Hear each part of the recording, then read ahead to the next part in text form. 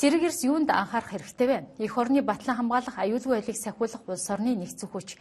Манай улсын их тайвныг эрхэмлэж амгалан тавь амьдардагч бидэнд хизээч ирж магадгүй хүчний эсрэг бас бэлэн байх ёстой. Олон улс энэ тал дээр анхаардаг. Тэгвэл залуусаа хүүхэд ахас нь бэлтгэх зорилготой дүл тоглолт болж дуслаа. Өнөөдөр цэргийн амьдралаар бэлтгэгдсэн ерөнхий боловсролын сургуулийн сурагчид шилдэгэ шалгаруулсан байна. За дүл тоглолтод Чингэлтэй дүргийн 12 ерөнхий боловсролын сургуулийн сурагчид оролцлоо. За цэргийн амьдралд суралцаж бэлтгэл сургуульд чангалттай базаасан байна. Уралдаан цэргийн ангиуд дээр явагдсан эхний 3 байр тодруулжээ. Ахлах ангийнхан эрүүл мэндийн тусламж, цогцлбор дасгал, ахлагчийн уралдаан, урлаг зэрэг 6 төрлөөр өрсөлдсөн байна.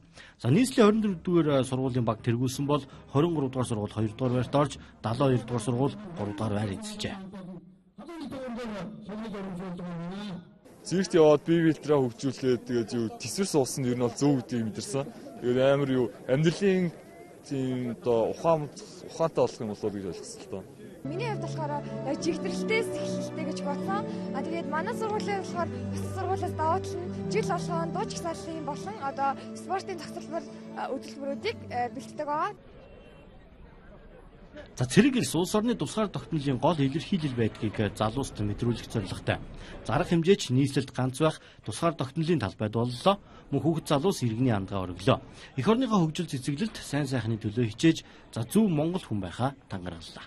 Монгол улсад бол тусгаар тогтнолын талбай ганц байдаг. Тусгаар тогтнолынхаа талбай дээр энэ арга хэмжээ явуулснараа бидэнд хүүхдүүдтэй биш Монгол эх орон даяараа тусгаар тогтнолынхаа ач холбогдлыг цэрэг эрсийнхаа баяртай хамтдаа тэмдэглэж байгаа юм онцлогтой байгаа.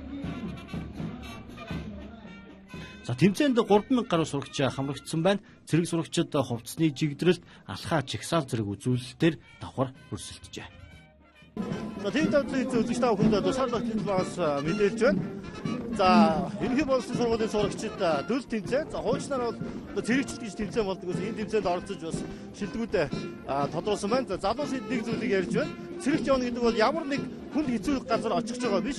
Харин эх орноо мэдэрч эх орноо хайрлах сэтгэл төрдөг юм байна гэдгийг залуус ярьж байна. Сэтгүүлч болцоохон зураглаач Нямцэрнаар мэдээллээ.